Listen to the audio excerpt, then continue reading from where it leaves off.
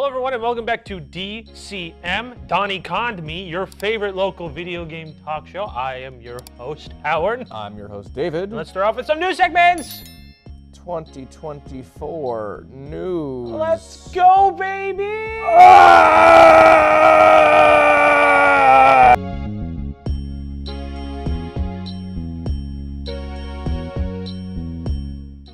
Wow, Dave, you know how we keep saying that digital only is gonna ruin basically everything? I sure do, Howard. Why do you bring it up? Well, we were gone for just a tiny bit. I don't know if you knew this. We were doing an awards show, kind of obscure, DCM awards. You'd love it. Apparently, that's what the mass media wants to tell you. This is news to me. Yeah. So while we were gone, apparently a lot of bad things happened. Such as Best Buy getting rid of their whole entire physical DVD and Blu-ray section. Lovely. That's the only reason I ever went to Best Buy, was to get physical media. Yep, and now they're getting rid of that in stores. And also, this kind of happened right before December, but Sony was just going to delete all your... and whatever, oh, I could just buy movies on digital. Well, Sony was just going to delete all the Discovery stuff on the PlayStation Store. Oh, that means I could still watch it because I bought it digitally. Nope. Absolutely not. You stupid idiot. They were going to delete it from your account and not give you a refund. They then changed this decision. That's good. But still, they literally have the power. You bought the digital version. Now here's the thing. And they're going to delete it. Here's the thing. I saw this came up in my Instagram feed the other day. Mm-hmm. This guy had the best way to circumvent this issue. My man hooked up a VCR to his computer and just recorded everything onto VHS tapes. You know how vinyl's making a comeback? It's time for the VHS comeback, baby. Let's go! Dude, VHS tapes don't last that long. You're gonna have to keep doing that every 5 years. Shh, let me dream. Okay. So that's already bad. So again, to reiterate, losing both is not good. And I understand there's this idea, it's like, oh, well, digital's easier for you. And that's fine, but there should still be an option for both, because guess what? Whatever, you bought all 20 seasons of Mythbusters on DVD. No more Mythbusters. Right? Let's say you wanted to do that now, you can't. All right, so I have to buy it digital. Oops, Sony was just gonna delete one of the ways you could buy it digitally. Mm-hmm. Oh, but I bought it. No, you don't own it. Sorry. You paid for the rights to have access to it, basically. That's how... It's a slightly less complicated way for like streaming video. Like streaming subscriptions, rather. You paid a single time fee for like a Netflix subscription. Is basically what you did for a specific show or movie. Is how that works. And they want the media companies. They want this. They don't want you to ever have access to the things that you buy. Mm-hmm. That's been the main goal since like digital buying became like a real thing. Is they don't want the consumers to technically have the media that companies make, which is terrible. But like we're rapidly approaching this pace where like we don't conserve the art anymore. It's now up to CEOs and boards to protect the art and media they make. And as you can see with movies and such, they're doing a terrible job with HBO Max getting rid of just movies for tax reasons. Netflix is starting to do it too. They just deleted a whole Halle Berry movie. Disney's been doing it on Disney Plus for a while now. Yep. I think they deleted The World According to Jeff Goldblum, which was a fantastic show. They deleted Willow about 2 months after it wrapped. Yup. And now this is the part where you go, okay, dorks, what does this have to do with video games? Well, let me tell ya. They've already been delisting digital-only titles to the way you can't play it. Like, don't forget, Scott Pilgrim versus the World, the video game, was unplayable for years because Ubisoft just delisted it, and it was thanks to what? The Netflix show coming back and like just a wave of rebranding that Ubisoft decided to relicense the game and port it. Not bring back the original, relicense to make a new port, right? And this just came out as a leak, but apparently Walmart's going to be destroying physical copies of Starfield. Destroying. Not just like taking off shelves, destroying. Yeah. So, like, this is what we mean. Like, and guess what? What happens 10 years down the road when the Xbox store shuts down? How are you going to get Starfield? Why would you want to get Starfield? Okay, imagine a good game we're talking about here. Yes, let's use a better example here. Halo 2. So there we go. Imagine if just one day the Microsoft store shut down and you can't do Halo 2. Oh, I'll just get a physical copy. Well, because no one's making physical copies and no one's buying physical copies, there is none. One of the best reviewed games of last year, Alan Wake 2, is not available physically. You can only get it digitally. Yeah, and you know what? And maybe oh, if it's physical, and this is when the argument comes in. It's like, oh, if it's physical and I missed buying it, it's going to be $100. Yeah, because the used game market, everything about buying a video game right now is in the tank for so many reasons. And the answer of just digital only is not the right way to go about it. Yeah. And again, like, the Microsoft 360 store is going to shut down soon. They were the pioneers of digital releases, and it's shutting down. The pioneer of digital video game releases next to Steam is going to shut down. That's like for the comics industry if like Marvel Comics were to go under. That's not going to happen, obviously, but to give you an example of where we are in that space. And I'm not going to blame 100% Microsoft. I'm going to blame 95% Microsoft because with their backwards compatibility, they did try, and they said they can't do any more because A, they can't contact people for rights, and B, the people who made the games don't have the source code anymore, which valid things. Or also it could just be the fact that it might not have been profitable enough that they were wanting since they were doing all this stuff for free. Which True. You could say that it's an argument considering apparently Hi-Fi Rush, their most popular game last year, doesn't have a physical release. So if that game disappears, it's gone. Apparently, like, a bunch of their next big titles are also going to be digital only. Cool. So, again, I ask, how can we keep these mega corporations responsible for keeping their video games safe? Especially when people actively go after pirates. Here's what I'm thinking. Okay. Go to Walmart right now. Yes. We buy every single copy of Starfield that they have in stock. Okay, we're cooking. And then what? Profit? Well, they did say the games are going to be 3 cents in some locations, so. That's a steal! What are we doing here recording this? We gotta go to Walmart! Bye, let's go. But yeah, no, the death of physical media is actually kind of bad if our only option is digital and we can't trust corporations with digital, like at all. Like, I'm pretty sure I actually think there was like what was it? I think Lamplighters League is actually been given away for tax purposes. That game just came out. Yes. Now it's not deleted yet, but yet being the operative word. Exactly, but like we can't trust corporations with this at all. And some, I understand not every game can be on physical, but the fact that there are major releases not going on physical is actually an insult, especially when they're made by multi-million-dollar corporations. It's still shocking to me that Alan Wake doesn't have a physical release. That's insane. Alan Wake isn't getting a physical. All the Xbox exclusives are going to be digital only soon. Like, come on. This is terrible at this rate. I mean, for God's sake, like, think about it this way. Alan Wake 2 was nominated for Game of the Year last year, right? Yep. That's like saying, I don't know. What was the Oscars just got announced yesterday? What got nominated for Best Picture? Barbie, Oppenheimer. That's like saying Barbie isn't getting a physical release. Like, do you see how insane that sounds? Yeah, and it's not like Netflix. It means it went to theaters, and it's just like you can only buy it digitally now. Yeah. They didn't even put it on streaming. They didn't even put it on physical. The only way to do it is to spend $30 on iTunes or something, wherever you buy things digitally, Amazon, right? That's insane. Yeah, insane.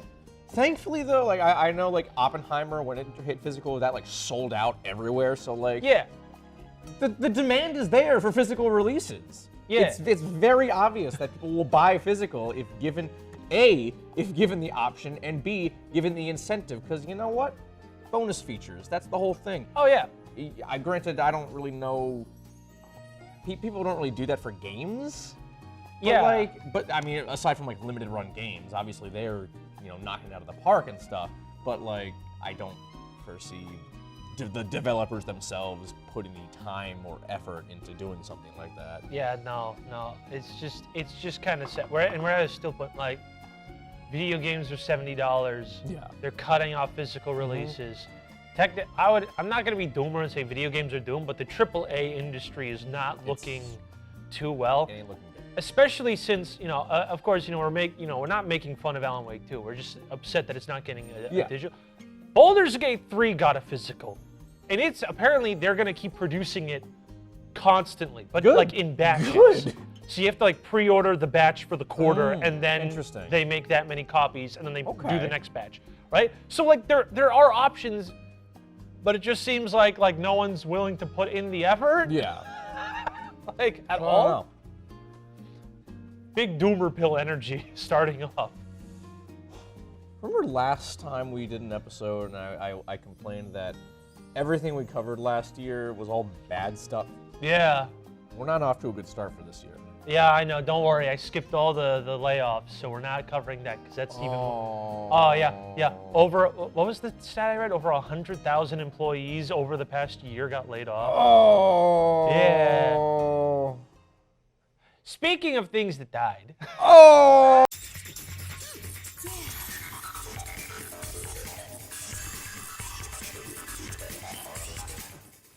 Yeah, so Rock Band, by the time I'm recording, this is their last week of DLC. Pour one out for Rock Band. I paid $4 for that. No. So apparently this past year, apparently they've just been getting newer songs to pay for like other songs, and everyone's been claiming, oh, why is these all just random singles from random artists? Well, the answer is because they were essentially running out of money and running out of manpower, so this is the last week of DLC. Actually, I can bring up the last bunch of songs. Well, let's see. What do we got? Anything good? Probably not. Actually, it wasn't that bad. Oh, okay, all right. It was Wherever You Go by The Calling, Thank You by Dido, and Send Me On My Way by Rusted Root. I don't know if I know any of those songs. Dido, have you never heard Stand by Eminem? Moving on. Moving on. All right. So that was the last week of songs, and they're all saying thank you, but now they're gonna. Where's Avenged Sevenfold? They put in one of their songs in this year, actually, I think. Oh, okay. Yeah. But it is kind of sad. They had 8 years of DLC. It doesn't look like Epic Games was willing to fund this in any single way. Shocker. Considering that they made Rock Band switch all their stuff into their Epic Games server for them to do just nothing, except now all their attention is going to go to Fortnite Festival, which I'm Chad, and I don't care about Fortnite.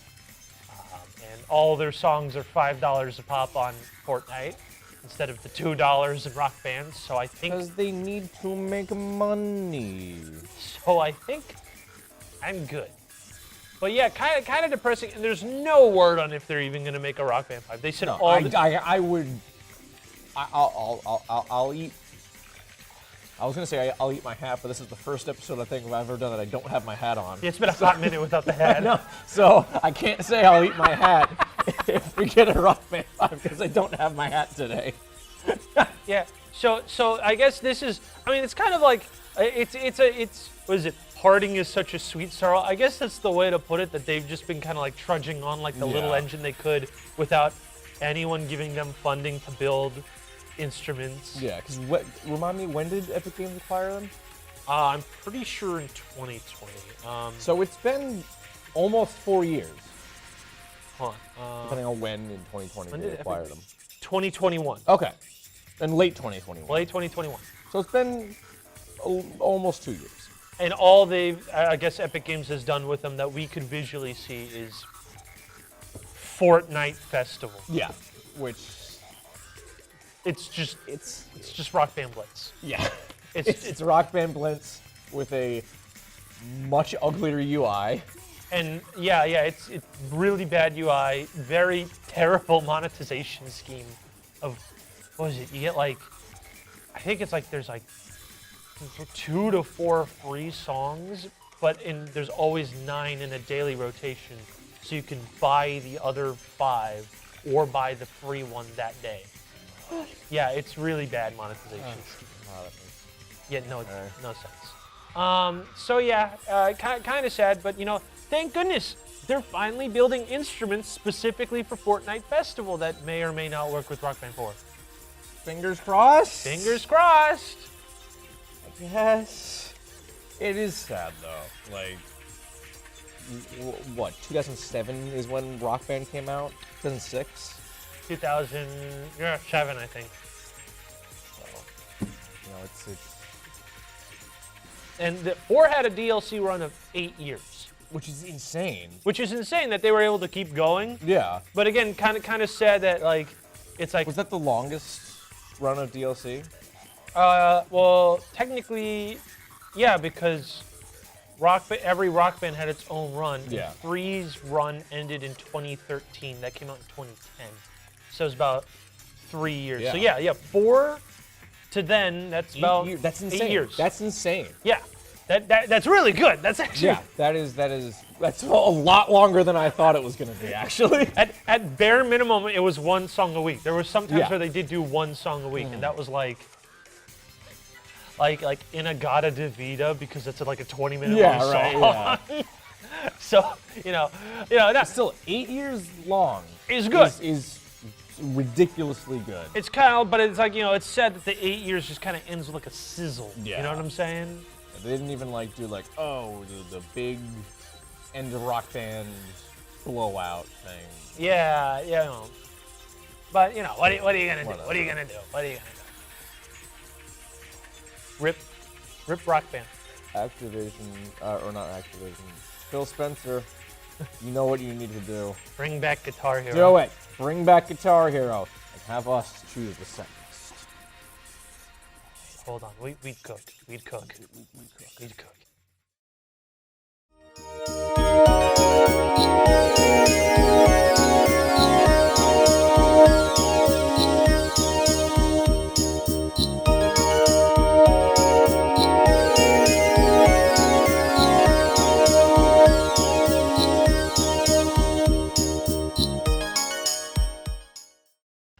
All right, so what have I been playing? I've been playing Turnip Boy Robs a Bank. Developed by Snoozy Kazoo and published by Graffiti Games, this is a sequel to Turnip Boy Commits Tax Evasion and picks up right where the game ends, after you killed God. Now, Turnip Boy is picked up by the Pickle Mafia, the Dill Mafia, by head Don, Dill Pickle, to rob a bank and to solve the mystery of what happened to his father. A mystery that was never really answered in the first game. The game is a top-down roguelike that plays kind of like The Binding of Isaac, if that helps, where you're giving a small bank and you break into the bank, you got like a couple minutes, and you got to collect as much money as you can. You go back to your home base, upgrade your stuff, and just keep doing it until you beat the game. And there's a lot of cool weapons you could find, or you could research them in between. And you can earn money by murdering enemies, collecting loot, or literally shaking down patrons of the bank by walking up to them and just violently shaking all the money as if you're like a bully collecting lunch money. The game's pretty simple. The gameplay is pretty simple. Like, anyone can do it, but even if you have difficulty, there's a bunch of accessibility mods to help you, boost damage or give you God mode or whatever. Whatever helps you in a way that makes it so you can have fun with the game. But it's already a major improvement with the first game, because the first game was kind of not really gameplay heavy. It was more or less just walking back and forth. It was fun. It was fun. But this game has more puzzles, better combat, way more better level design, a lot more enemy encounters, that's for sure, than the previous entry, making it way more versatile. The game's charm and humor is what the star of the game is, as there's a myriad of wacky characters, including a pie who has a side quest to collect pet rocks because he's lonely, an old man lime you have to shake down for alimony, a vegetable who wants to wear a rat hat, but he wants the consent of the rats first before he can do it. And cryptid hunting gummy bears, a cranberry granny who died and became the devil, and plenty more that you will find by doing quests inside this bank and exploring the multiple space-time dimension traveling elevators. It's the only real issue to that you could argue if you're like a hardcore roguelite player, you'll find nothing new here other than personality and comedy and the cute art style. But that's not a problem for me because I don't play those nerd games. I play Turnip Boy Robs a Bank. Turnip Boy Robs a Bank gets a 7 out of 10. It's a good game. We here at DCM, I speak for both of us because I don't care what he thinks. I will do what I want. Cringe. We here at DCM grew up playing the Lego games. Yep. But somehow, throughout my whole life, I totally missed Lego Batman the video game. Not entirely true. I played a bit of it back in the day, but I never finished it because my copy of the game crashing about halfway through the villain story missions. So I was just never able to finish it. But now, just like my attempts to finally read The Lord of the Rings and Dracula, I am back with a vengeance in the year of our Lord 2024 to finish what I started all these years ago. I'm happy to say, I'm sure you guys have been well aware of this fact for the past 15 years. Look, Lego Batman kind of slaps, guys. I don't know if you're aware of that, but now you are. It's your typical Lego game, especially early Lego games. The first couple games that they did in that time period were pretty bare bones, but you know, bigger is not always better. Looking at you, Lego Marvel Superheroes 2. Ugh. It's your typical Lego game formula, just with the Batman mythos injected into it. You have most every character from Batman the Animated Series. Well, main characters. You know, you're not gonna find Baby doll. Baby doll. I was trying to think of the name of that one person who got turned into a cat. Oh I don't remember. What's that, Claw? Red Claw?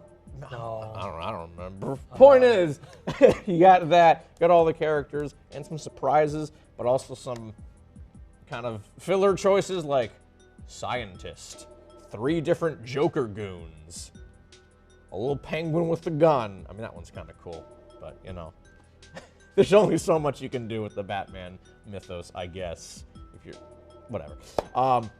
And again, Lego game formula, you build and smash your way to the end of the level, whether that be a showdown with the penguin or you're capturing commission recording, because again, there's hero and villain missions. The hero missions, you're really just Batman and Robin, but you got different gadgets and different suits for whatever, you know, the situation calls for.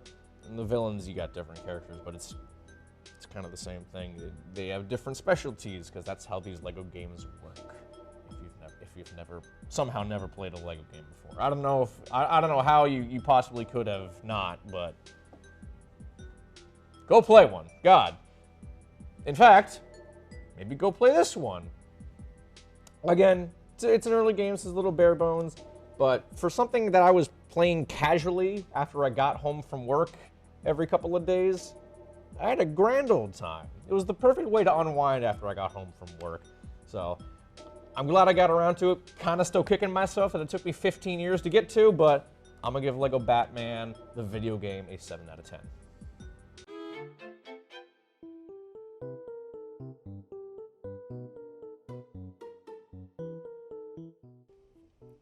Wow, Dave, this has been a depressing episode like always. Yeah. Why are there never good things happening in video games? Because to live is to suffer. That's what Guts told me. Oh. But it's what we make out of it is what's worth it in the end. I'm not going to be able to do the Guts thing off the top of my head. Well, let's talk about some good news. Some little kid finally beat Tetris. Base? Yeah, so basically, I forget which version of this. Hold on, let me double check. Like the Game Boy version or something, right? Let me see. The NES version. NES version, okay. So the NES version, I'm pretty sure, yeah, where basically there's a set amount of levels, and the game just keeps going faster and faster and faster. But So it's like nearly impossible to get as far as you could go. Yeah. And I think if you get to 100, there's supposed to be like 200, but if you get to 157, the game crashes because it's going so fast. So basically, the ending of the game is 157 because it's unplayable past those levels. And no one's ever gotten to it, but finally, a 13-year-old kid, what's the kid's Blue name? Scooty on YouTube. Blue Scooty on YouTube. What's the kid's real name? Willis Gibson. 13-year-old US-based Willis Gibson, also known as Blue Scooty, 38 minutes to reach the kill screen. The kid has been trying this since he was 11. He also obtained the new highest score for Tetris. What a guy. What a champ. There we go. So there's no way to get past 157. There's technically no, if you get to 157, it's a kill screen. But yeah, no. And like some news reporter made fun of the kid. Screw them. This kid did good. Because you're a loser playing video games. You know, yeah, in the year of our Lord 2024. Shut up. Yeah, I know. This kid, massive W. He's a go. like, look at him. Look at him. He's thrilled. Yeah. Thrilled at his achievement. And I know that there's, in order to do it that fast, it's like insane. You have to like, okay, I showed how to do this one time. It's like in order to play Tetris when it hits that fast, it's actually not possible for you to use your thumbs on it. So I think they actually flip it and put the D-pad on their knee and tap the back of the controller. That's funny. Because it's faster and the inputs register quicker because you have a wider array to hit. So I think people have been playing like that. I don't know if it's specifically for this, but it's something insane. I can't be able to do that God, at no. all. God, no. But yeah, this kid did it. He's a go. Good for him. Hyper tapping, that's what it's called, hyper tapping. Okay. And then it got renamed into rolling. I don't know, hyper tapping sounds cooler. Hyper tapping does sound cooler. That sounds like a Guitar Hero. It does. Yeah, It does. Yeah, it's like instead of hitting the hypos, you have to hit the hyper tap. There we go. We have good news. Do you feel better? How many news stories did we have, Howard? For that we recorded today? Yeah. 1, 2, 3, 4, 5, 6, 7, 8, 9. Okay. See, you say that, but guess what? That's one more than we usually have. One more good news than we usually have. That's fair. 2024, new year, new me. Went from 0 good news to 1. That's over 100% increase. Okay? I mean, I guess when you put it like that, you ain't wrong. See? Positive. Think positively, okay? Okay. All right? Good night, everyone. Goodbye.